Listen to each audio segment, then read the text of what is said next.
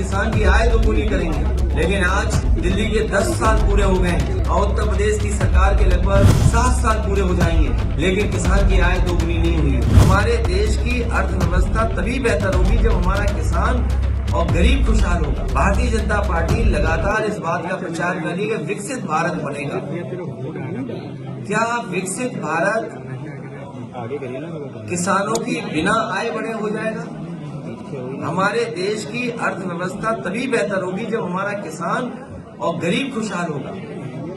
BJP के लोगों ने कहा कि किसान की आय दोगुनी करेंगे, लेकिन आज दिल्ली के 10 साल पूरे हो गए और उत्तर प्रदेश की सरकार के लगभग 7 साल पूरे हो जाएंगे, लेकिन किसान की आय दोगुनी नहीं हुई।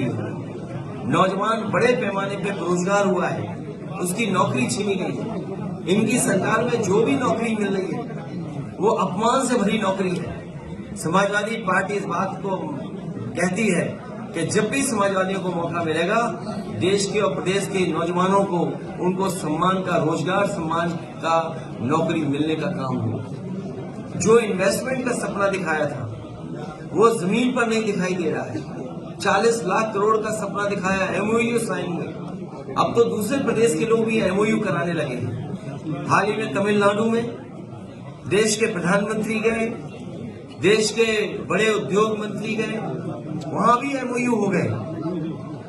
अब सोचने की बात यह कि क्या उत्तर प्रदेश में जो एमओयू किए थे वो जमीन पे आ रहे हैं? और जिन इंडस्ट्रियल पॉलिसी के तहत इन्होंने इन्वेस्टमेंट मांगने के काम किया था, क्या उन इंडस्ट्रियल पॉलिसी के तहत योजनाएं जमीन पर पहुंची हैं? क्या उनको इंसेंटिव दिए गए हैं? जब बजट में इंसेंटिव का पैसा नहीं था या इंसेंटिव के लिए कोई बजट नहीं था, तो फिर इन्वेस्टमेंट क्या आया है? कानून व्यवस्था पूरी ध्वस्त हो चुकी है और उत्तर प्रदेश ने ऐसी लूट कभी नहीं देखी होगी। हर स्तर पर लूट है, चाहे वो थाने हो, चाहे वो तहसील हो या कोई विकास कार्य हो रहा हो। इतनी लूट उत्तर प्रदेश ने कभी नहीं देखी जो भारतीय जनता पार्टी की सरकार में हो रही है। इतना भेदभाव, इतना अपमानित करने का माहौल, कोई सुनवाई किसी की नहीं है। इसलिए आने वाले समय में ये हम सब लोग मिलकर के भारतीय जनता पार्टी को सबक सिखाने का काम करेंगे।